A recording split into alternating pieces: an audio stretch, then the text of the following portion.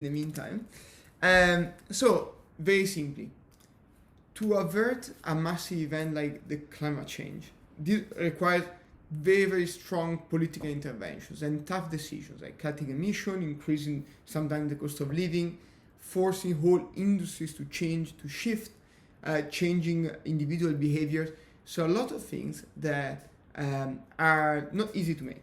And that's why we're feeling right now. Yeah, right? and I think it's important to say it. It's not, what pisses me off so much is like, by the way, I vote green before saying this. I feel like I have to say disclaimers.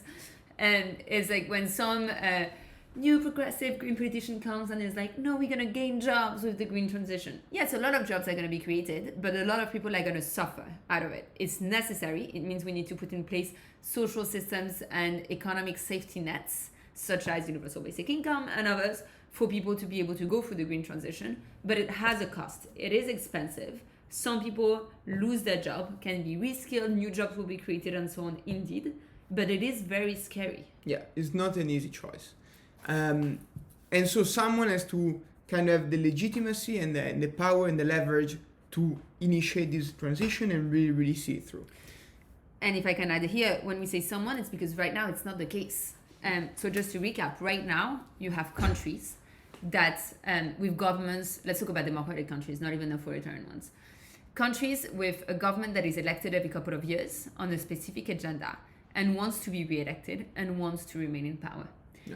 And as a result, as Andrea said, a lot of climate measures that are needed are very unpopular for short-term gains. If you suddenly ban all fossil fuel subsidies, which all governments seem to be doing, at least on companies, without even talking about consumers, inflation is going to go up. We're going to need to change the way we live. That's the truth. Like in a lot of countries, I was talking about it for Belgium with a climate activist who's telling me for Belgium with renewables right now, we cannot support the energy consumption. No. So we need to change the way we live. We need to do washing machines at certain hours of the day. We need to rethink everything. We need to isolate buildings, to change windows, etc. It is very expensive and it doesn't work with short-term gains. No. So that goes back to my points of yesterday. We need one-term mandates that are longer for governments to be able to think about the long-term picture, but also countries are not best placed to deal with the climate crisis. And that's without even considering the fact that any of our countries, Andrea is Italian, I'm French, even if they were to be the most forward-looking countries on climate, doing everything right, which they're not, we would not stand a chance. Yeah. I mean, they should be doing it because everything matters, but still it would not be enough unless all major polluters did the same. And then, so countries are not managing to do it. And then you have intergovernmental organizations like the UN that, as we mentioned, are made up of those very countries with national interests first, that don't have binding mechanisms to enforce a lot of those measures. So it's not like the UN is going to come and be like, oh, we cut the gas supply, right? They're going to be like, oh, bad, you didn't respect it. Let's move on to the next country, right? Like they don't have binding mechanisms. And then they're also made up of authoritarian countries that are less accountable to their people. And all of this with a few countries that hold much more powers than others, and with lobbying companies and so on that hold a lot of power.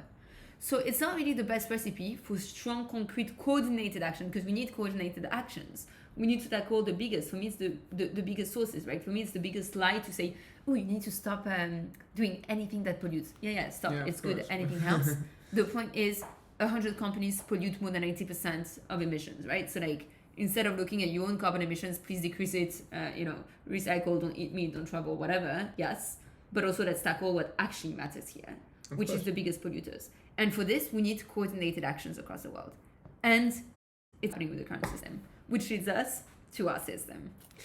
So our system is easy. It's basically, we need a global governance. We always say that, a democratic global governance. So an institution, a country, a place where me, you, and everyone can vote for representative or similar, depending how it's structured. But let's imagine it's a world parliament with the elected government that is directly elected by citizens. They can basically shoulder the weight and the responsibility of very swift climate action in this case, which means telling countries, okay, you have to all cut your emission by 30% if you're a developed nation, 10% if you're a developing country. And you need to do that by the next 5 years. If not, we are all in a very bad situation.